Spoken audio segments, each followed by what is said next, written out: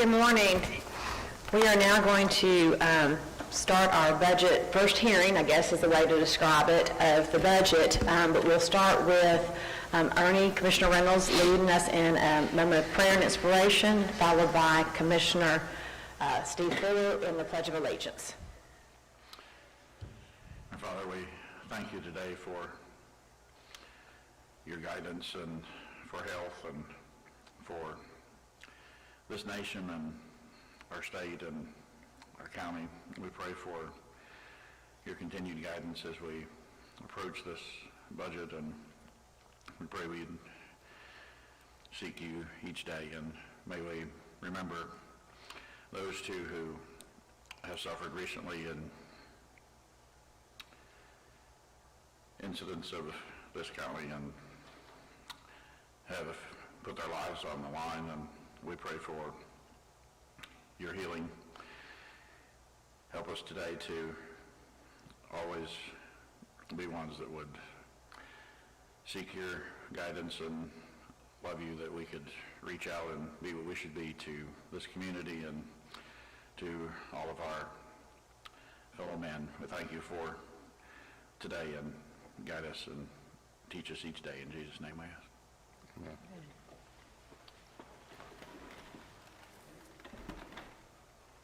I pledge allegiance to the flag of the United States of America and to the republic for which it stands, one nation, under God, indivisible, with liberty and justice for all.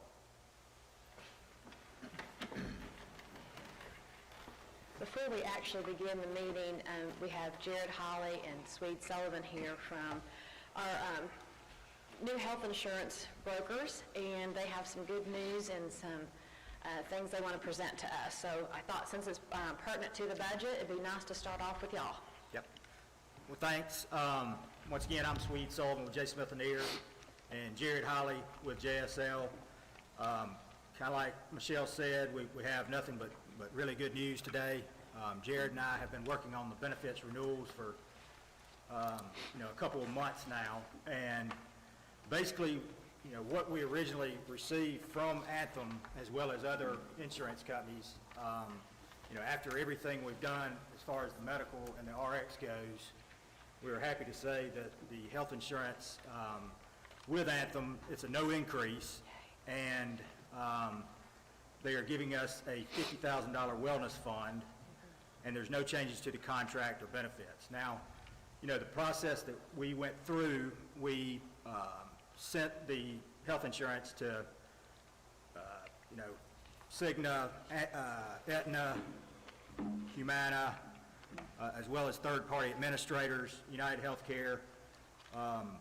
The closest bid is $250,000 higher than the Anthem bid, and both of those are Cigna and Aetna for those bids. They're $250,000 higher than our Anthem bid. The Anthem bid was originally a 10%, and Jared and I were able, after negotiations with them, to get it down to a little bit lower than a no increase. So it's going down just slightly, the cost of the health insurance. So that's great news.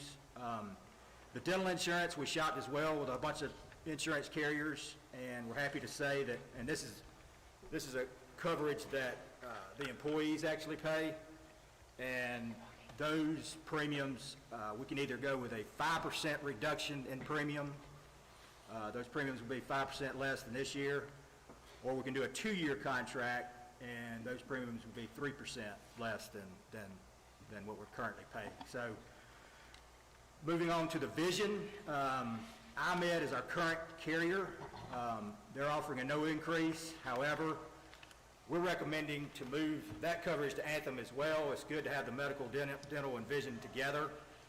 And Anthem is going to give us a 15% decrease in our premiums with a 3-year rate contract with them. So once again, it's great to have the medical, dental, and vision together.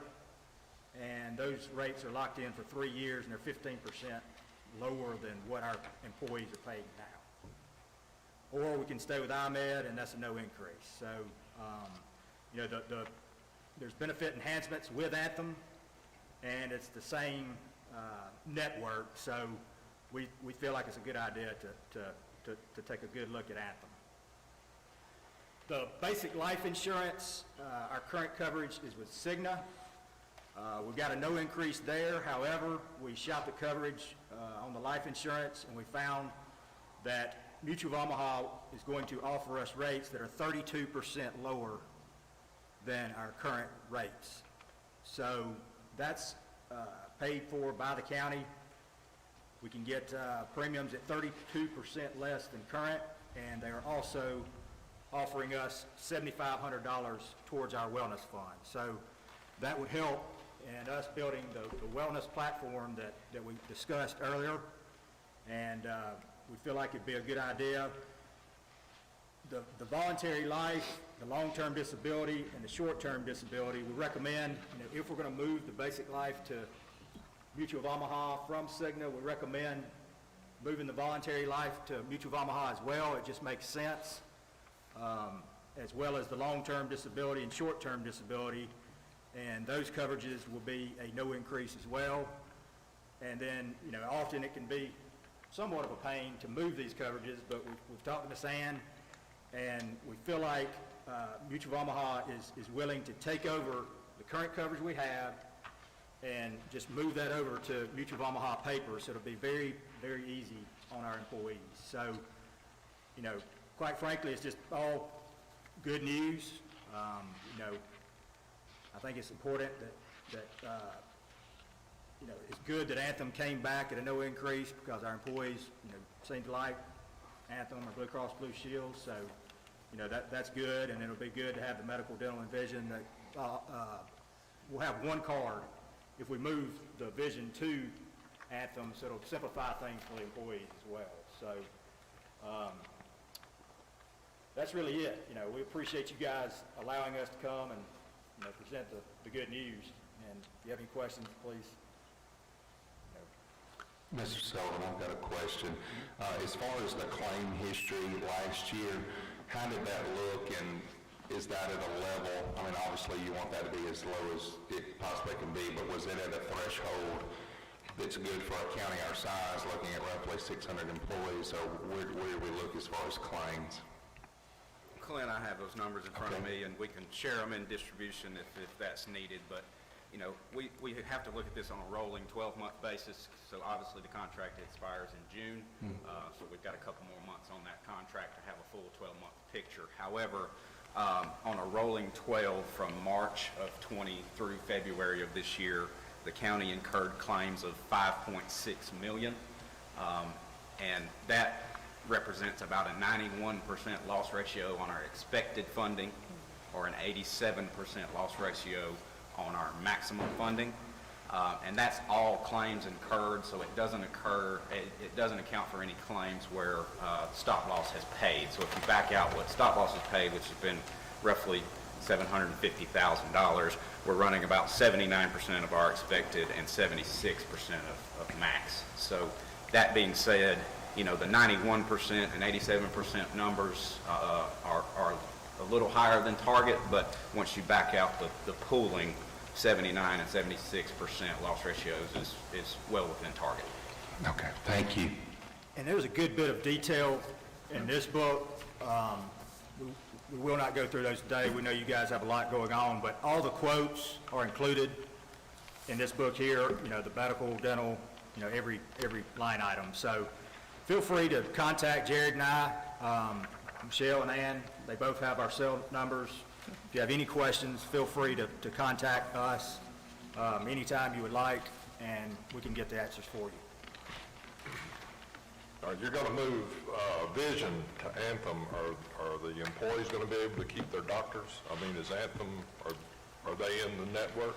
So IMED is the network that is currently used by the IMED carrier. So when we switch it to Anthem, Anthem uses the same IMED network. Okay. So as far as doctors, there would be no disruption there. Okay, all right.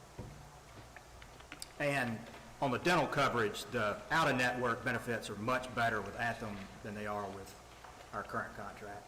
Okay.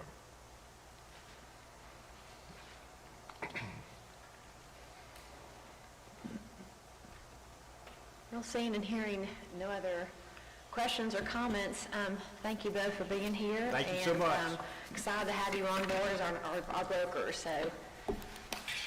Thank you, guys. Thank you. Thank you. At this point, we'll move into the actual purpose for being here.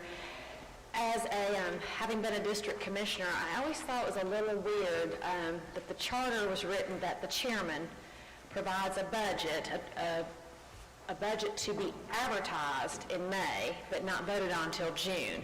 And so it was always odd to me that as a district commissioner, I was voting to advertise a budget I never really had seen.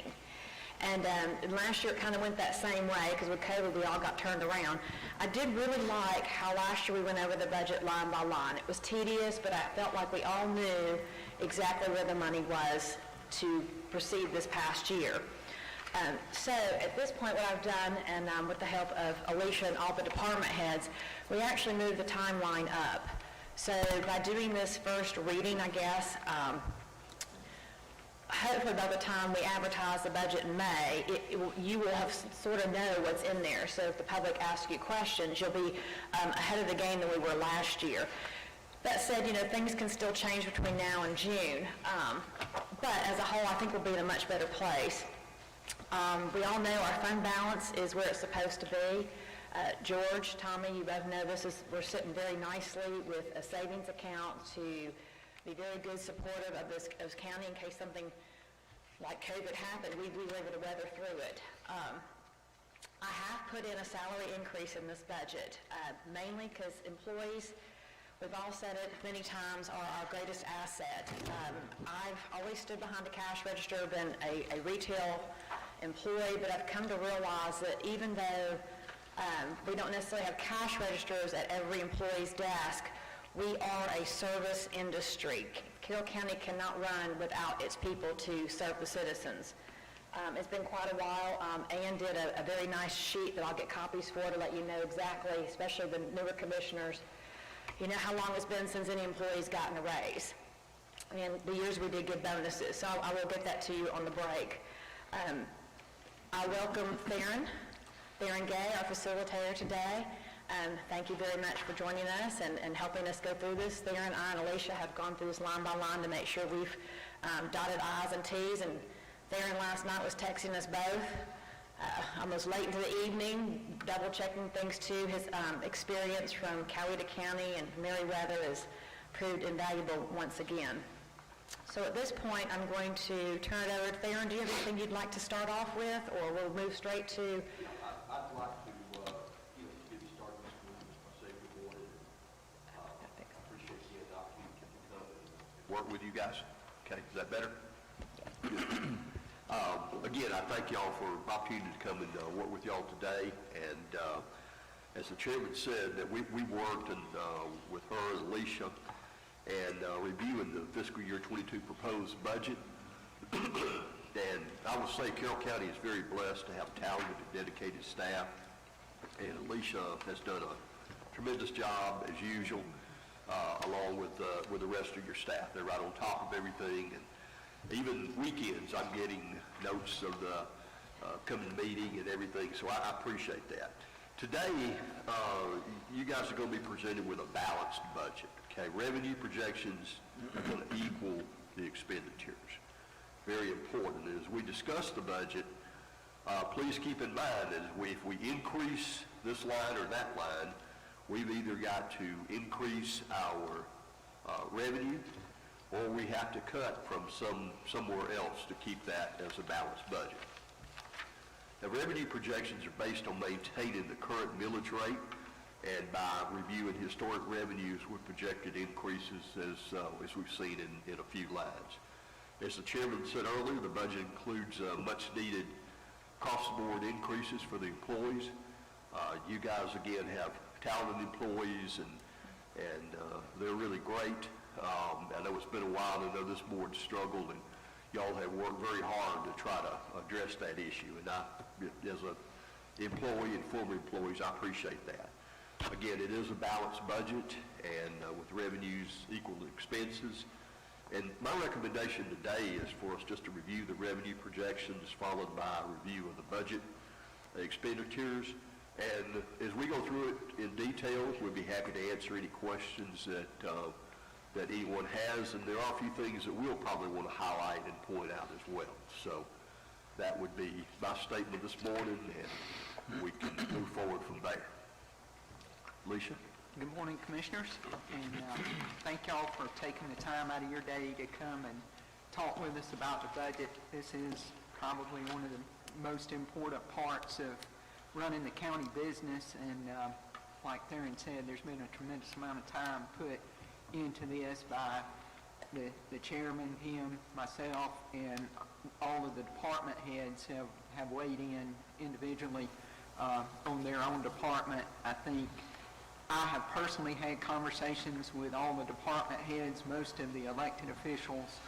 I think the chairman has also had personal conversations with all of those individuals also. So we have done the best that we can to try to properly represent the needs of Carroll County for the upcoming year in our general fund.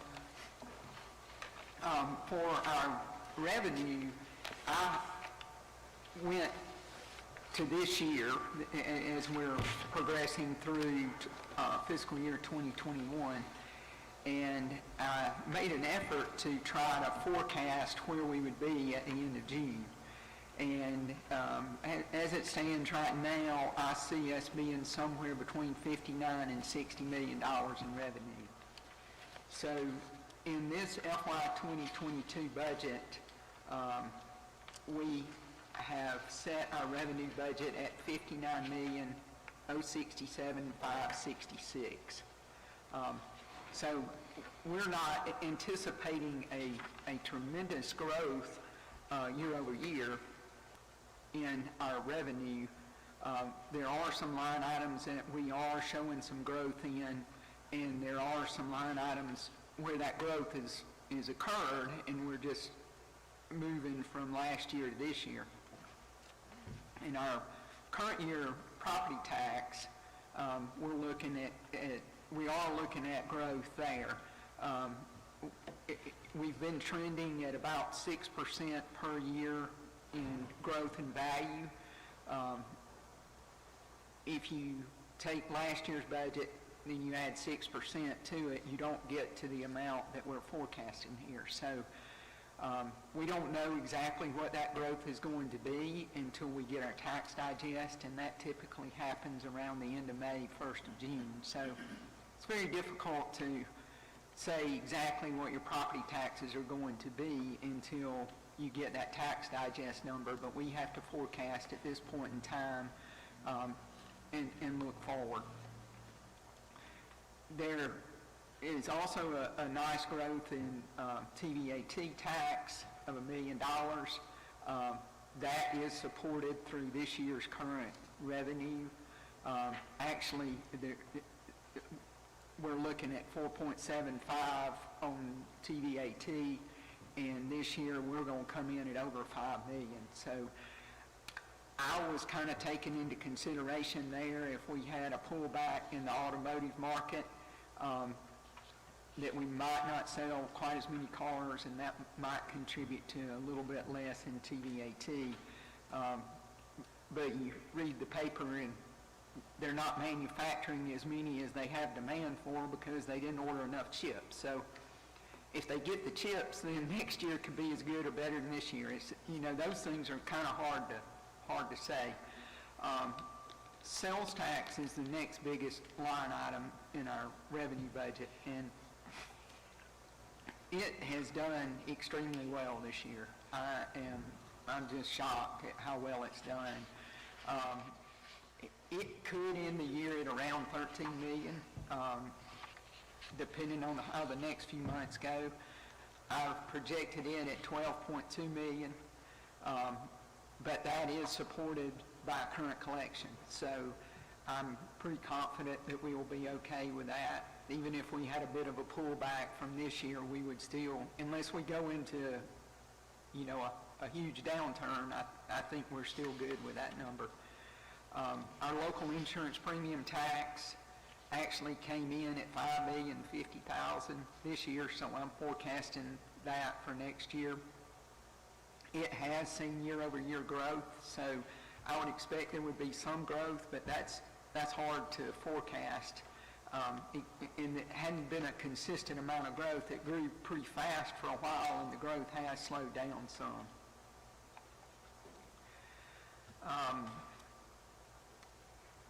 I'm showing an increase in building permits. I think at the end of this year, we're going to come in at around 600,000. I'm forecasting 550 for next year. I think Ben Skipper and I had some discussion about this, and he felt, based on the current flow of building permits, that we may see a little bit of a slowdown in the building industry, especially if materials continue to be at the level that they're at now. If we see a correction in the material market, then that number could be surpassed for next year, but I felt it was better to be a little conservative on that number.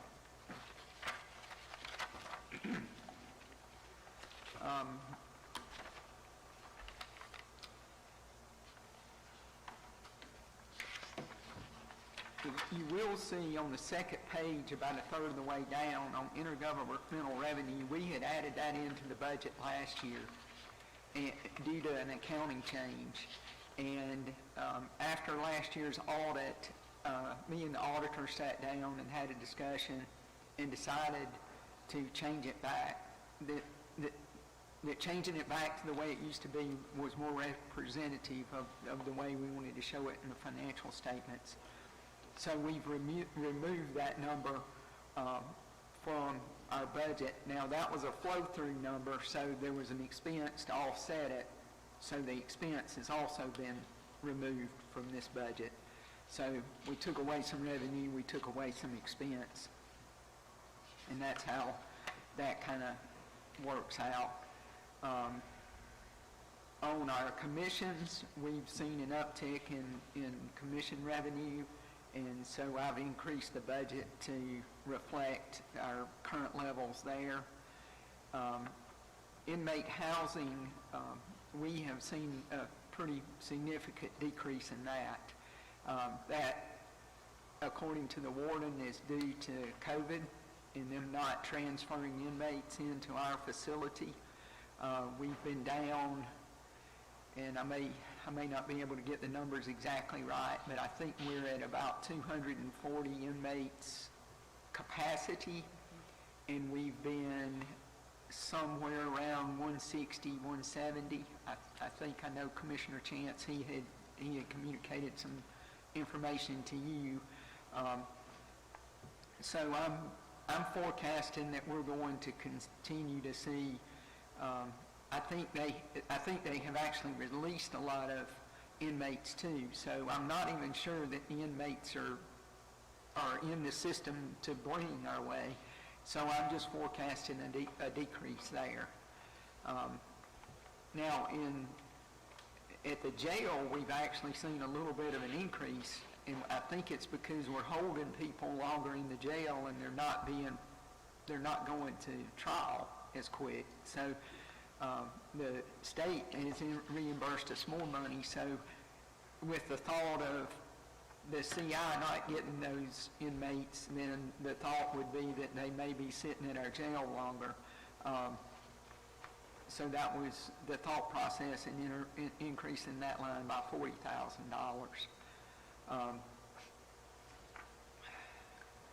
The parks, we're showing an increase in their overall revenue. They have done a great job.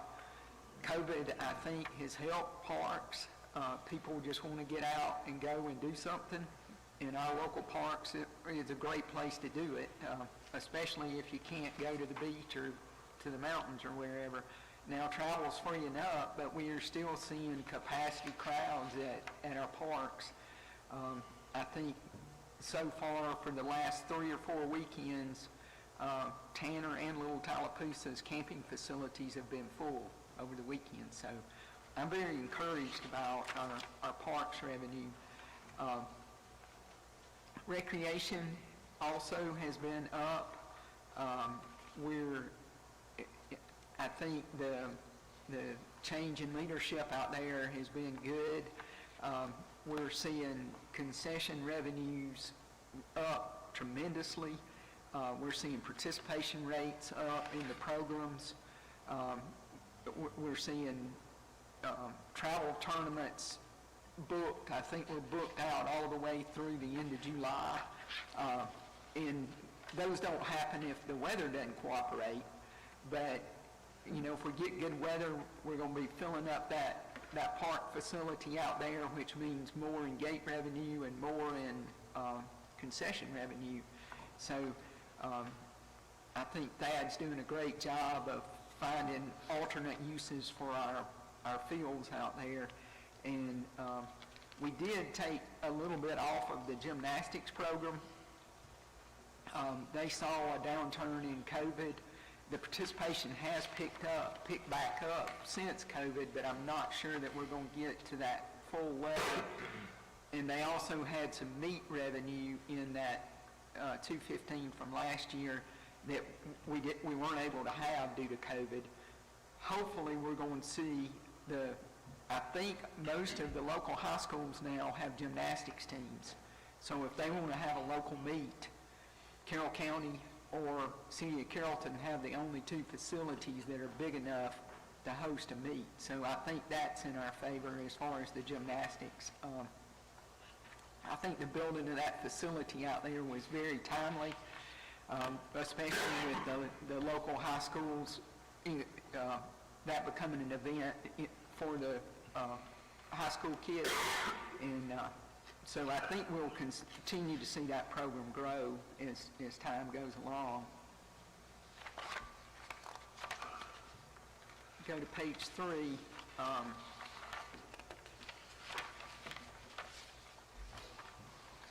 The sheriff's salary reimbursement's down some. I think that a lot of that was due to COVID and not being able to get the officers in the schools. It's continued to kind of lag behind.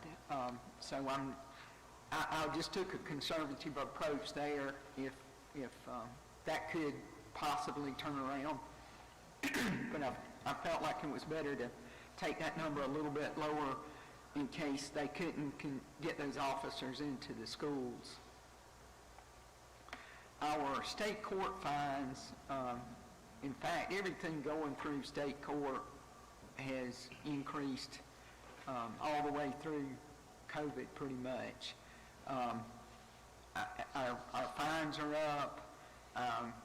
The civil court fees are down a little bit, but I think we'll get those back. We will start jury trials on Monday, a week from today, and that's going to challenge our superior and state court systems to see how well we can perform in a post-COVID world. And from an IT standpoint, we've spent some money to make sure that we can socially distance within the courtroom and that we can keep the public safe and social distance and have a different viewing area for them so that the public and the people participating in the trial are not interacting real closely. And I think all that's going to work out real well. Judge Simpson's put a lot of time and effort and thought into how he wanted to do this, and we've tried to give him what he's requested. He didn't ask for a whole lot. He likes simple better than complicated, but he does need something that works. So, I feel like he's asked for something that'll work, and I think we're going to deliver on something that'll work for him. So we see an increase in recording fees in the state court, an increase in probate court fees. I don't know how many gun permits they've issued over there, but it's a revolving door. I mean, they keep them flowing. And, in our probate court, I think at one point we were about a week behind request. We've seen the big counties where they've been months behind, some as much as 6 months behind. The General Assembly started to get involved in that process and make us do things to keep that process from getting so behind, but our probate court has kept up with all of the demands and the requests through this whole process, and they've done it by appointment. They've kept people coming in. They've kept their staff safe. They've kept the public safe, and you know, I think that the way things are right now, we will continue to see probate court fees increase. She's also handling some things within the probate court that was not able to be handled within probate court before, so that gives more fee revenue coming through probate court that would have used to tied up a Superior Court judge. So that's helpful to Superior Court and to probate court. Juvenile court seen an uptick in fines. Fines from the jail have been increased. Our victim assistant program is down a little bit, but there again, that may be due to COVID. I have forecasted interest down significantly. Rates at the bank are 10 to 25 basis points. I mean, it's ridiculous. But it's what we got, and we're going to benefit from that through this bond. So, you know, I guess you can't have your cake and eat it too. So we're going to get good rates on our bonds. Therefore, we're not getting much interest. So, but if the interest environment changes, I'll be watching that closely, and we'll do the best we can to improve on that. The DFAX rent is up because we're going to the highest amount of rent that we agreed under that capital lease purchase program with the state. So we're going to the level that we were for 12 months that we were forecasting on that lease that was put in place a couple of years ago. One area that we have been calling it E911 rent. We built that facility. Our auditors have always had a hang-up about us charging rent to E911. We're one of the very few counties that had done that. And with the pay increases that we're projecting and no increase in E911 revenue, we're not going to be able to afford to pay the general fund back out of E911 going forward, which will be more reflective of what the other counties in Georgia are doing. Now, we continue to have the solid waste rent in there, and it's an enterprise fund, so that's a little easier to do. So as we look at it, we've got total revenue of $59,067,566, and that's an increase of $3,498,066. Like I said earlier, our current revenue levels support this revenue, so it is a budget increase, but our current revenue supports this. So I'm not forecasting anything going forward that we haven't accomplished this year. And we reviewed those as well, the revenues, and again, a good job. I think all the numbers are certainly realistic that are there. And you're right about the firearm permits. I know in the county that if you go now and it's a new permit, it'll be November before you can get in to get it. So we've actually added extra part-time personnel to handle that, so those are going to continue. What's our reserve fund balance now, Alicia? I know the end of February it was $34.5 million compared to like 26 the year before. I just wondered. I'm sorry, I didn't It'd be prepare that. 34 But million plus. well, it's probably going to come down Okay. about $2 million Okay. from that number. Using the tax revenue. Yeah, that's right, so we're starting to use up. But the difference between last year's fund balance at this time and this year's fund balance, the margin is still about the same. Okay. So we're still adding to fund balance in FY21. Yeah. And that'll be a discussion for another time of how we want to handle that, but, you know, we may want to spend some of that down in this year. But yeah, we're still contributing to fund balance. I think at the end of the year, we're going to have surplus fund balance. If we didn't have any projects or anything we wanted to spend money on, of somewhere between $3 and $4 million Okay. of growth in fund balance. What about the SAFER grant? Are those, like if we get the SAFER grant and then, I don't know what it will be this year, whether it will require, you know, after 2 years we kick in 50% or 75% or something. Have you heard about that? And The last I heard was the funding was actually a little bit better than it had been previously. So it may be to our benefit that we didn't get it last year. If we get it this year, the second year and third year funding, I think, is a little bit better. But the funding the SAFER grant funding is included in this revenue budget, and the offsetting expenses are included in the expense lines. okay, at the rate that it would have been last year, or at the better Well, rate? I think the first year was 100%, both years, last year and this year. Okay. It's the second and third year that are different. Yeah. Okay. The first year is different. The first year was at 75, but this one they've applied for is 100 if it comes in. I think so. Yeah.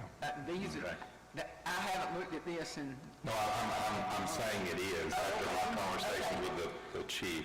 Okay. It's actually increased on the first year. Okay. So to your point, as long as we didn't go over, which we wouldn't, because that's the whole point of the grant is the reimbursable, but it's at 100%, so it's going to be a wash if there's an adjustment. okay. Okay. That historically has been higher, and it's gone down in the second and third year. And it's one of those things where you have to actually spend the funds, and then you ask for the reimbursement. And there's a little bit of record keeping in there, but it's still really good. We added quite a few firefighters, new positions using the SAFER grant, allowed us to get that kicked off and give us some relief for 2 or 3 years of the full salary. Alicia, I've got a question on the E911 rent. I didn't follow everything you said there. So is this just an accounting adjustment and the cash flow is still going to be there, or are we saying that this is totally going away? It's totally going away. The expenses on the E911 side have moved up to the point that they can't afford to pay us anymore. So when you look, and I don't have the E911 budget here, but we can look at it. But what's happened is the E911 revenue has stayed flat, and the expenses associated with E911 have continuous to move up. And if we're going to give raises at E911, then we're going to push up to the point that we can't afford the rent. Now, really, this was the way this was supposed to work was to be a reimbursement of allocated expenses. So we should have been able to justify each one of these dollars. And if you'll remember in the audit, there's a note that, or a recommendation in the audit that we should either provide a full accounting of all the expenses that we're reimbursing, or we shouldn't be doing it. And we didn't have enough expenses that were being paid by the general fund to cover the amount that was being paid to the general fund. So this should actually eliminate an audit note too. But from a reality standpoint, there's just not enough money in E911. Now, most E911 funds are supplemented by the participants. So Carroll County, City of Carrollton, City of Little Rock, all the municipalities in West Georgia Ambulance, in a lot of other county settings, would actually pay a fee to, or pay a supplement instead of, we've done it the opposite way. E911's paid us in the past. And I don't remember as much detail as you're going in. I was just, what was explained to me originally, that was a part of the agreement. And when I say agreement, I don't know who all the players were, and obviously we pay like 911 fees on our cell phone bills and so forth, but that was part of an agreement in how the facility came to be. So that's why I was asking the question. Do you know how long we've had an audit ding about that? Ever since we've been doing it. Okay. But, and I I'm don't not know. questioning you, I'm just based off the information that was given to me, and then now all of a sudden, it's an issue and it's $200,000 worth on our revenue, you know what I'm saying? So. And I'm not aware of an agreement, so if we find an agreement, then I may have to change this somehow or another, and we may have to find, or either cut some expenses or find some more money, because I didn't realize there was an agreement. So. Well, when I say agreement, I don't know that there was necessarily a signed document, just the agreement of how it was explained to me of how we were able to afford to build the center. Okay. So, but we can have other discussions later. I just, when you said that it was, when the revenue was completely going away, it just concerned me. So. It's a little unusual to have 911 pay the rent back. Back, I guess, in the good old days when everybody had a landline, and then people started buying cell phones, the revenues were pretty good. And now a lot of people are discontinuing that. You've seen fax lines that go away. And the thing that I've asked the legislators to do several times is the fee is the same now as I think when they initially introduced it. And that's something that from the state level they may need to do as well. I know they've added charges for cellular phones, but still that's something that I think the legislators ought to take a look at one of these days, because the fee is, everything else has gone up in 20 years except for that surcharge, and it's harder and harder. A lot of counties are having a hard time balancing their 911 offices now with just revenues versus expenditures to run it. Well, the state did take a look at it in this past session, but about 85% of the money was going to the state. Yes. And ACCG kind of stepped in on that and said, wait a minute, that's not proper sharing of revenue there. So they didn't do anything. Yes.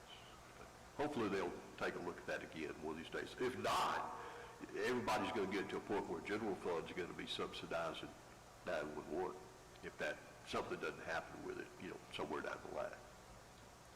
I'd also like to say, under the leadership of Clay and now Felicia as our training officer, we are higher staff than we've been. So I don't want y'all to think the expenses went out of the roof intentionally. We are staffing 911 dispatchers more than we've had before. We're at a higher percent of people behind that telephone. So that may be a little bit why the expenses are going up, but it's a good expense. As far as, as far as property taxes, I know you said it usually the base rate usually increases 5-6% a year. I have heard as much as 15% or so could be in order just because of the base rate of home sales. So is that, do you think we might deviate from that 5%? Because I'm not for any increase in millage rate, by no means, but I'm just talking the base value. And we would not have to increase the millage rate to meet these revenue numbers. Now, we might not can roll it back, but we will not have to increase it. Mm-hmm. to answer your question, do I think it could deviate from the 5 to 6%? Yes, I do think it could deviate from that. I had a meeting, well, the chairman and I were in a meeting with Hubert on Friday, and he would not commit to a number because I don't think he knows what the number is. But he's been doing this for a pretty good while, and he has a pretty good gut feel, and he was optimistic. So I'm not going to sit here and guarantee you that we will make these numbers through enough growth. The other thing is through increase in valuation with the floating homestead, that doesn't really do us any good. We don't get any movement on that portion of it. Now, on on rental property, on industrial property, a move in valuation does help. So I think there will be probably a move in valuation. That'll help some. I think sales have been tremendously strong. I think that's going to help a lot. We may surpass my estimate. I'm not, it's just too early to tell at this point. Until they get those tax digest numbers, I can't sit here and look you in the eye and say this is what the number will be, because I don't know. I can go by what I see and what I feel, and I see really good sale numbers. I see people bidding, a list price on a home at $200, they sell for $225. I've never experienced anything like that in Carroll County. I've seen it on TV, but I didn't think that happened in Carroll County. Well, this past year it's happened in Carroll County. And so that, everything as far as real estate is very encouraging. Yes, I do feel like there is a good possibility that we could see more than 5 to 6% growth. Last question.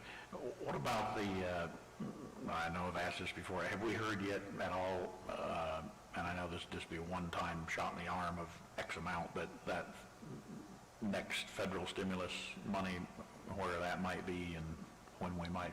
Well, I watched a webinar Friday night from NACO, and they are having weekly calls with people in the White House or in Washington, D.C. at the Capitol. Very knowledgeable people who are monitoring the whole vaccination process and the recovery funding. And they spent about 2 minutes talking about the recovery funding and said that they hope that the Treasury Department would have guidelines out within the next 30 days of how that money what would be the requirements for getting the money and how the guidelines to spend the money. But at this point, I haven't seen anything other than what I heard from NACO, and I would think that they would know the most about how it was going to work because they're in direct contact with the people in Washington.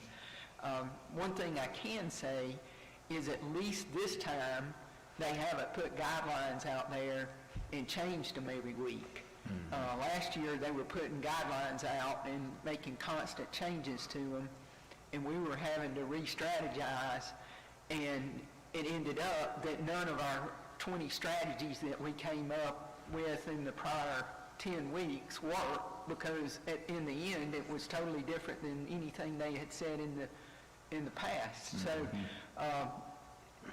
last year was very frustrating in that they kept changing their guidance. At least this year they just haven't given any.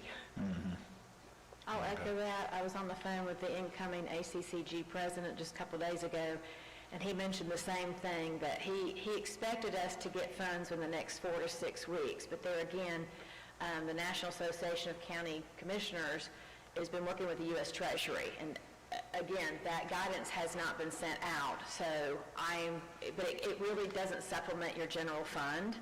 And the other, if it did, it puts you in the hole for this time next year. So I'm anticipating these funds would be to help your court system, to update buildings and projects to make things more COVID or the next variant or thing that comes along to help us as a public be able to social and do business of the county.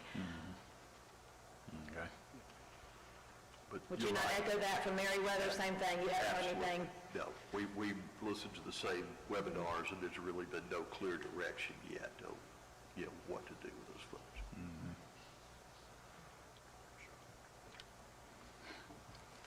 So there, any other questions on revenue? If not, we'll move to expenses.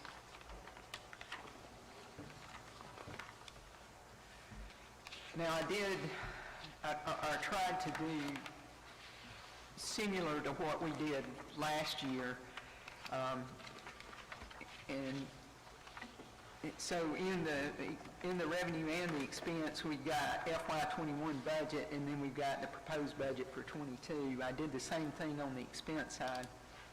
And what I did, out to the right, there's notes on increases in this budget in a brief description. I at least understand it, and you may not, but I'll try to explain or give enough more detail that you can make some notes, and there's room out there for you to make notes if you need to. And if you don't want to make notes and you want to talk to me later about it, I'll be glad to do that too. This is a working document, and like the chairman said, there may still be some changes. In fact, I've got one change to note, and we'll have to figure out how we're going to fund that change as we go through, but I'll explain that when we get down through it. So we're going to start with the Board of Commissioners office. We're going to run through this in the same order that our financial statements are printed. And so we're going to start with the lowest number department, 1301, and we're going to roll through to the very last department, which is the debt service. And in the Commissioner's office, we got an increase of $164,700. A large portion of that is the increase in the executive director salary and a $1 an hour increase for all employees. We have asked for an increase in temporary labor. We have got a part-time person that works with us who helps me some in accounting. She's helped in the Commissioner's office, and it's good to have an extra person to help out when people are on vacation or out for training or out for various reasons, just to have an extra hand in the office. Especially this year, I was shorthanded for about 6 months. The chairman's been shorthanded for the past month. Having an extra hand helps in those situations when you know you got people that are going to be out. Health insurance I increased to cover the executive director. Social Security will be increased to meet the salary increases. Retirement will be increased to meet salary increases. Workers' comp has been increased, and that one I'm not 100% sure, how much cost we're looking at there, but I had a meeting Friday with Ann, and she helped me with workers' comp cost and trying to project where we would be next year on that. So this was kind of the number that I came up with there. And then the special allowance line, that's actually the district commissioner pay, and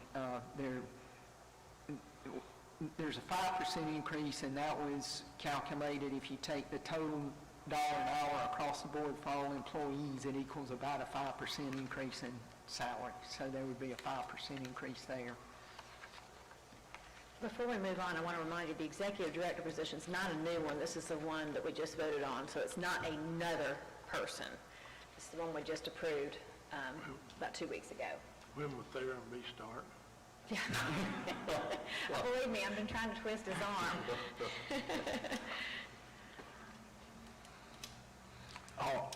I was have a quick, and I'm all for, paying our county employees more, and all for paying them what they're due. So I'm not at all against the dollar an hour pay increase or a pay increase. What I would like to see, though, as far as, I guess, historically, I've always been one for benchmarks and seeing where we are compared to what we're doing. I know DCA, the State Department of Community Affairs, has a wage and salary report and so on, and I'm wondering, like, if we could use that to see, like, overall, here are our positions, and maybe some positions we are $3 an hour below other similar counties with similar populations and so forth. So I guess before going forward with just a blanket dollar an hour increase, I'd like to know where we're at and to see if, some positions 40 cents an hour, some positions $4 an hour. How deficient are we in paying our county employees? And again, I'm all for increasing their salaries, and especially the salaries of our public safety, the ones that got shot at through their windshield. I mean, that's ridiculous. But even that aside, I'd like to see a benchmark data. Here are the, and I'll outline the Excel spreadsheet. Left-hand side, the positions, the title of the positions. Next column, the current pay. Next column, the pay of other contiguous, nearby, similar, like population, whatever you want to configure as far as similar positions in similar counties, and then how much they pay, and then how far off we are. Are we under, over by, $2 an hour or $8 an hour or what?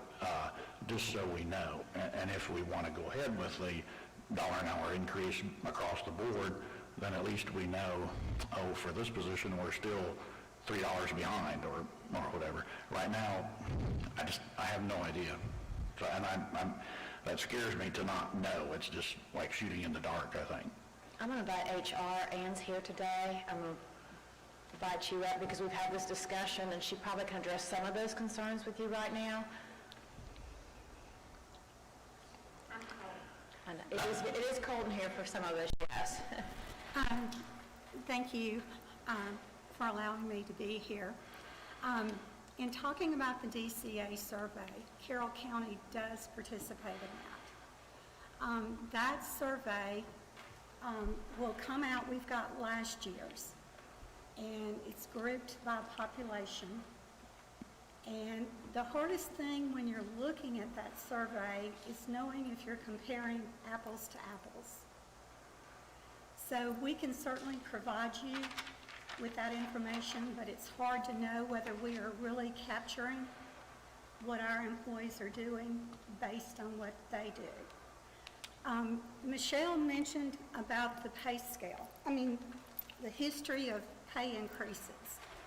And I want to talk a little bit about that because I kept a running list of when we received increases. And I started this when I started back in 2001. And The county went from 2008 to 2018, and the pay scale did not move at all. If we had moved it by the cost of living, or if we had moved it by the consumer index, would we be where we are today? But hindsight's 2020. Now, when you say it didn't move at all, what do you mean? Like somebody that got $6 an hour in 2008 was still getting $6 an hour in 2018? So what happened is, when you look at our pay scale, you have an entry level. And all of you were not here. When I came on board, they had hired a group, and I don't know how it became the name of Hayes Study, but it was a group of people that came in, and they went to each department, and they said, John, I want you to write down what you do. Susie, I want you to write down what you do. And what they did, they took all of these job responsibilities and they put them in grades. And so the lowest grade was a 4, the highest grade was a 14. So everybody, whether it be clerk of court, whether it be the tax commissioner's office, whether it be the solicitor's office, the pay was arranged from a 5 to a 14. So a 5 in the solicitor's office was the very same pay scale as a 5 in the tax assessors, and so forth. So if you look at the pay scale, it's by departments, and you've got each department. They may have a 5, 6, 7, may skip to a 10, 11. It's not consistent as far as the grade's the same in every department. So when they came in and did this pay study, they were supposed to come back, I understand. And the county did not have the money to do that. So the pay scale was adopted, and that's what has been used.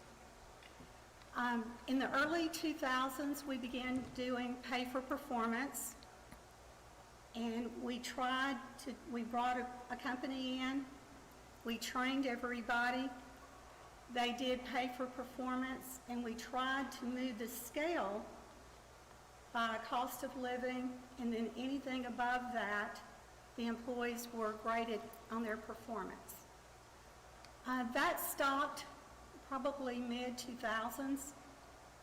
Then we began looking at bonuses.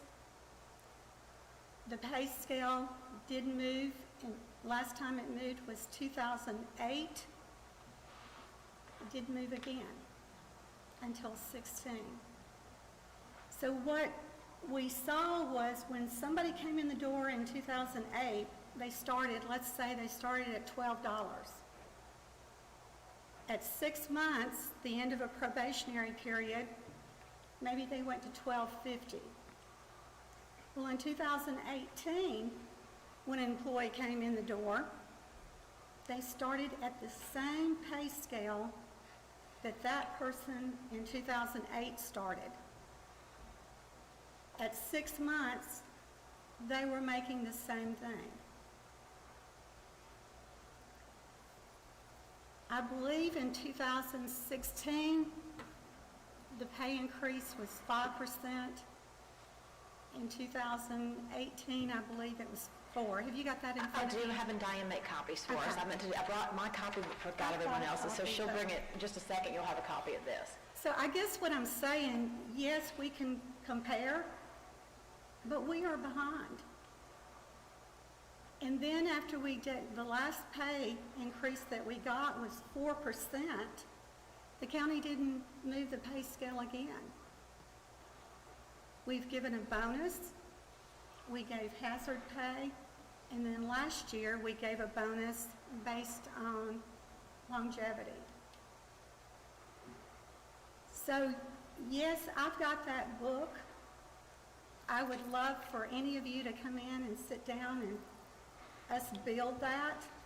But the problem is that yes, we are behind, but we're behind because the pay scale never moved.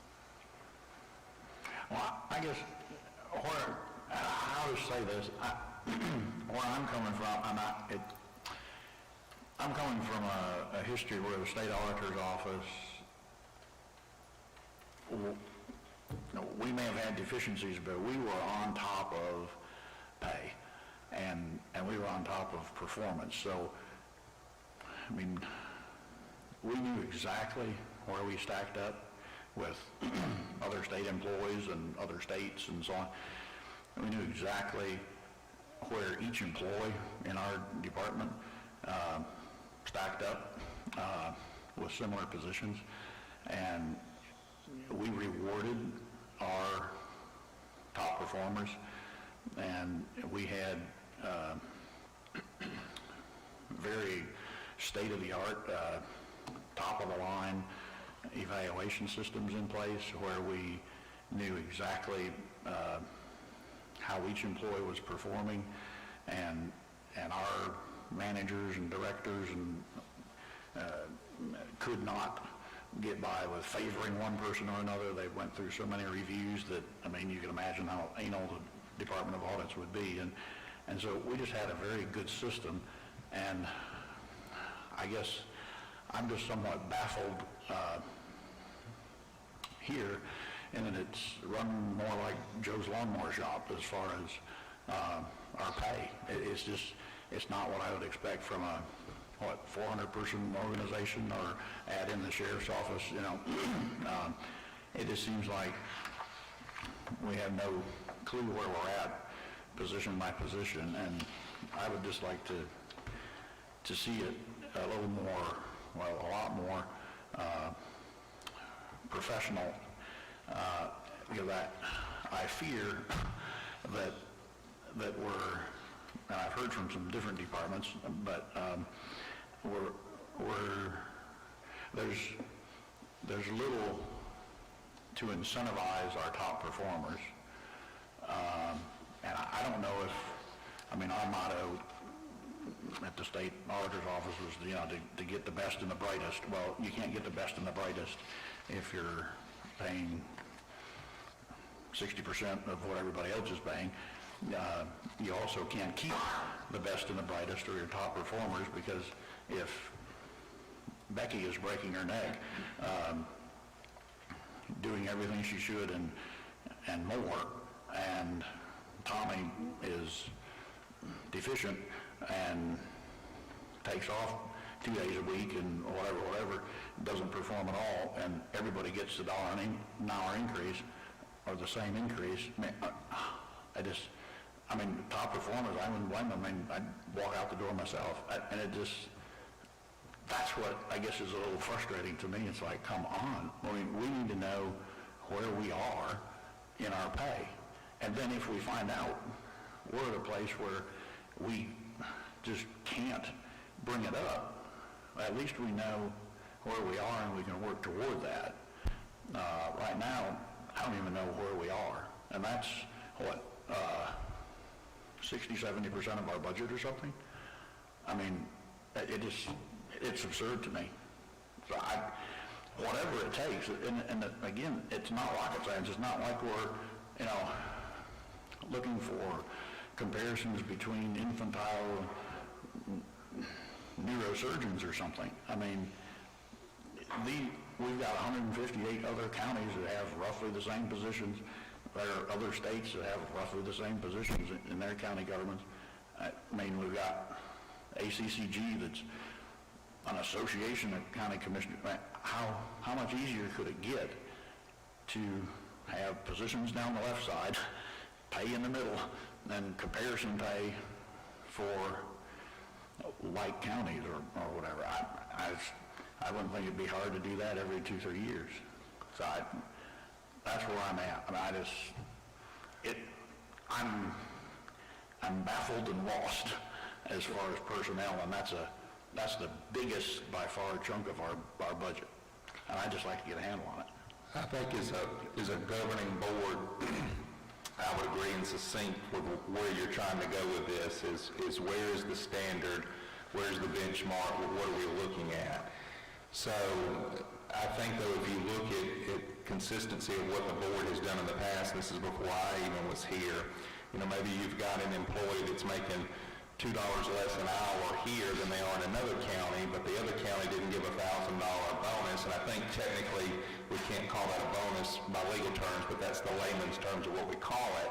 So you add that $1,000 in, well, maybe they're really not making $2 less than the other employees. So I think the consistency has been to essentially try to, as best as we could at year end, to look at how can we try to supplement our employees. So when you look at it from that perspective, I think we are behind, but how far are we behind, I don't know, because we don't have the benchmark. But to me, it's more convoluted, especially in what you're saying. So to me, you can't just look at what the employee's making. You've got to look at what is that scale, because you've got some departments that there's going to be places for advancement, right? You're going to have the tax assessor's office. Maybe there's a clear sideline of 6 or 7 advancements you can make, and maybe in another department there's none, unless you go to the director of the department. I don't know. So I think that if we could move towards something to look at this just to see where we're at. I know this is not going to happen this year. I know it's not going to magically just appear before we're going to be able to vote on this. So I'm not necessarily against what we're trying to do here with helping the other employees out. But another thing that you have to look at as well, we have taken on certain departments that we have tried to adjust their pay and made special accommodations, and rightfully so. And then we come in behind, and we may have a department that we haven't done that, and then we're just giving them $1. So it's very convoluted. It's not going to be fixed overnight. I don't think anybody's expecting that, but I'd like to see us move towards something, even if it took us 5 years to implement it, and I hope it doesn't take that long, but something that we can all as a governing board look at and know where we're trying to get ourselves to at the end of the road. So wherever that leads us, but it's a lot more convoluted than let me just call next door and see what this person is making. So that's just how I see it. Hey, did we implement the steps in addition to the grade system? Okay. Good. As all of you know, the grade system comes in and it takes into account duties and responsibilities and assigns a grade. Sometimes that may increase. Sometimes people may take on more responsibility. If they do, they go up in the grade. But I worked where this system was implemented, and the way it worked was we established the initial grade, and then we placed people, depending on where their salaries were in that grade, into that particular step. At a one-year anniversary, or if they were already there at the first of the year, they were eligible to move to that next step, but they had to have good performance in order to be able to move to that next step. So from starting pay to ending pay, just without any adjustment, was a 50% increase. You started out at $10 an hour. 10 years, you were going to be at $15 an hour if nothing else happened. But we also applied the cost of living across the board to that scale. And what that did was it kept the starting pay at a reasonable rate. What you find a lot of times is a lot of counties now, and I've seen it happen over and over, they'll go out and have a salary study and they get it and they're like, whoa, we can't afford this. So then they spend a lot of money on the salary study that goes, on the table. I would agree. I think Carroll was behind. We could be happy to help with gathering some data. One of the things when you start moving from county to county, and let's just use code enforcement. A code enforcement person in Carroll may be totally different than a code enforcement in Forsyth County. So kind of hard to compare those. Now, the clerical positions, the building inspection, those things, the assessor's office can be, clearly, compared.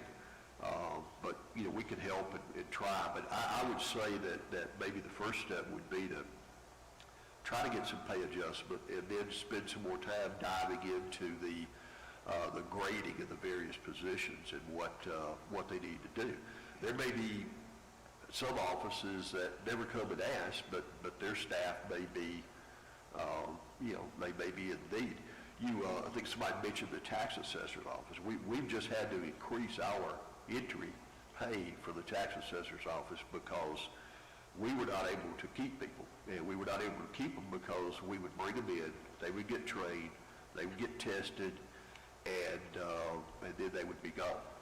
And, problem with that is that that's a position right now that's in pretty high demand, and unlike a lot of positions, it has to have a ongoing education, mandatory, education and mandatory testing. And but you were talking about moving up. There's like 4 ranks of appraisers that you can have. And of course, there's also supervisors within those divisions. So you're right, there are a lot of steps there.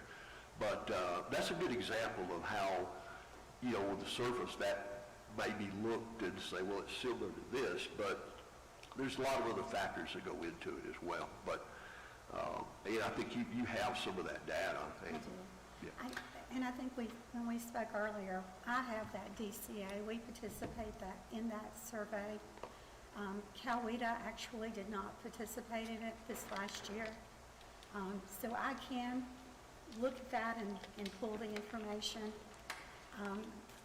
And going back to the step and pay, when I came on board and they switched to this grading, there was actually a step and pay scale, and they moved from that to this grade.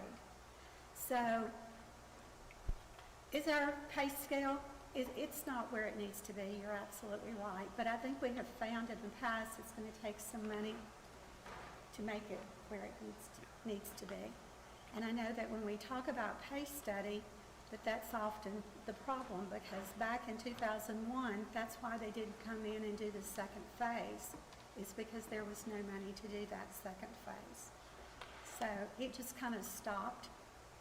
But I guess I don't like to put my head in the sand just because, well, what I might find out might not be what I want to know. I mean, Still need to know. We still need to know, yeah. It's like, well, let's not look at that because it might mean we need to increase more than we thought. There are costs and benefits with each scenario. There's also a cost if we continue just like the tax assessor's office, and I know they're in a bind right now. They just lost another person this past week or so. Maybe rightfully so, but that aside, the point is, if we are paying deficiently and people are leaving and it's a critical function, just like that, we need to have someone there who's properly trained, and that's what brings in most of our revenue. To have that experience and so on, walk out the door and not be able to replace it because we're $4 behind every other county or whatever. We just need to know that. So, and another thing we need to keep in mind is our staff can only work with what we give them. Yeah. So you've got Human Resources Department, you've got the chairman that are, maybe a pay scale says that this particular job is between $12 and $19, and they want $22, or they're going to walk out the door. Mm-hmm. I think Human Resources and the chairman will work as best they can, but they can't just make up, well, we'll just pay them $25 to keep them. Right. Our staff can only work with what we give them, to your point. And so I think sometimes there's some frustration. I get calls, randomly, since I've started about this pay and that pay, but our staff can only work, our department heads can only work, or administration, with what we give them. So I think that's something else for people to keep in mind as well. It's not necessarily one individual that's going to sit and dictate, can I give this or can I not? They have to work with parameters that we have approved on this board. Mm-hmm. And so I'd like to see something, if we can, during this budget discussion phase, and $1 an hour is a good thing. But I don't know what that means. Does that bring us up to par or not?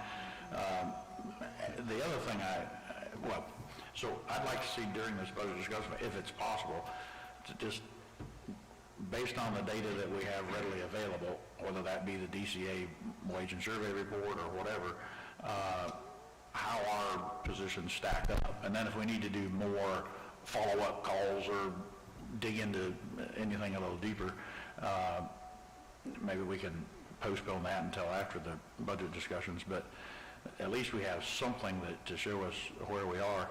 And this is a discussion for another day, but for longer term, I'd I think it would benefit our top performers and benefit us overall if we work toward some type of employee evaluation system where we can, I just don't know of another organization that has as many employees as we do that doesn't have an employee evaluation. I don't know how we hand out raises. That's just baffling to me. If we could at least discuss implementation of some employee evaluation form, that might lend itself to us having a higher employee retention. I don't know. It seems like that to me. It did for us, I guess, in the past. I don't know if you saw the paper, but Temple brought their pay scale up for officers $4 an hour. Yeah. And one raise to Yeah. try to get up to where they need to be. That's Yeah. how far we're out in Carroll County. And they Thank were you, Tommy, because this was to say Yeah. it's not a pretty picture. Ann and I mentioned that kudos to Temple, seriously. Yeah. And she and I pulled it up, and we have, only 2 deputies making more than the $19 an hour, so. I counted this Yeah. morning, and I believe that there's And they're not going to 52 stay here if they've people got an that are opportunity under to do that. $19. So they went from 15 to 19. So, and you mentioned raises.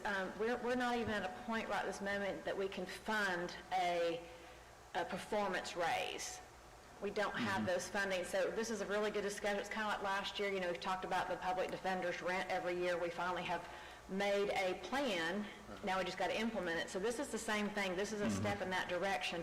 Ann is not going to have this information for us by the June meeting. So this is a step in the right direction of getting our pay scale up, and where we go, hopefully this time next year, or maybe in October when we have another all-day work retreat, we can delve into it further. But for the moment, I'm recommending $1 an hour for every employee because we've got to do better. I mean, on the law enforcement side, I know all of us feel the same way. I mean, seeing what we saw and seeing that video, I mean, that was terrific video. Thank you, Ashley. I mean, that's because seeing the scumbag point the rifle and shoot repeatedly at the officers, I mean, so would you like to be in that car? I mean, man. And to think that's what they go through, and if we're not paying them as much as Temple, or we're not paying them as much as Ludowici, I mean, what are we thinking? I don't know. I'm not for, let's increase the, county budget as much as we can. I'm for paying our frontline workers and county employees as much as they deserve based on industry standard benchmarks, period. And if we're not there, then let's see if we can cut somewhere else to get there. I mean, that's where I'm at. And I think we need to make a commitment as a board. We're not going to be scared of what comes back. It doesn't mean that we can tackle it in a year. Doesn't mean that we can say, okay, this is what was said, and we've got to bankrupt ourselves to implement it. Yeah. But it seems to me, and this is no negative connotation on anyone, but you get something and it's sticker shock, Yeah. and human reaction is, oh my goodness, let me set it over here because I don't want to deal with it. We're going to have to embrace, if we're going to ask the staff to research it and bring stuff back, we're going to have to commit as a board not to, at minimum, at least ignore it. Yeah. And I think that is on us to make sure that we have a consensus of commitment that if we're going to ask the staff to put the energy into it, we need to take it seriously and try to implement what we can within our means. At least we know where we are and we have a target. Yeah. Something to shoot for. You know, your county employees are your greatest asset when you get right out to it. They're the things that make everything go every day. And it's never a bad idea to certainly invest in them and help them understand that you guys are behind them too, and I know y'all are. And I commend y'all for at least taking that step. We are almost at 10 o'clock. If there's no further questions on this one pay, okay, please, I was going to take a break, but we'll answer. Last year at this time, I brought up the point of part-time employees, especially the part-time firefighters. Are we looking at raising their salaries too? Yes. Okay, so it's gonna be $1 an hour across the board, even to the part-time employees. Okay, because I brought this up last year. If you're a part-time firefighter and you're in a burning building, it doesn't matter if you're full-time or part-time. And I just don't want to see them get left behind. It is part of that. Okay. And we'll go through each department page by page. I just was thinking if we were done with this particular page, I thought it'd be a good stopping point for a break. That's okay, Steve. You won't forget. Part of the strategy with this was also, I mean, I think we do need to address the employees' evaluation and everything, and thank you, Commissioner Chance, because you're exactly right. We can do all the studies we want to do, and we can look at everything on paper, but until we get your support as commissioners, we're wasting our time. And I think that's been part of the thought in the past, is we banged our head against a wall time in and time out, and we haven't had that support. But in addition to that, you know, we're trying to address a potential minimum wage increase too. So that was part of the look at this and the way it was, the way we looked at it. But thank y'all for talking about this. This is probably one of the most important things in our budget. Like you said, Commissioner Reynolds, this is the biggest part of our budget. It's the most amount of money that we spend. And the discussion that we just had, or y'all just had, I feel is the best discussion that I've heard in quite some time. So thank y'all for getting it out there. Thank you. Okay, it is right now 9:56. We'll stop and we'll come back promptly at 10:15. So anyone who's listening on our Facebook Live, we can have a start time of 10:15. And if you want to continue discussion after the break, if there's some other things, we will come back to it. Thank you.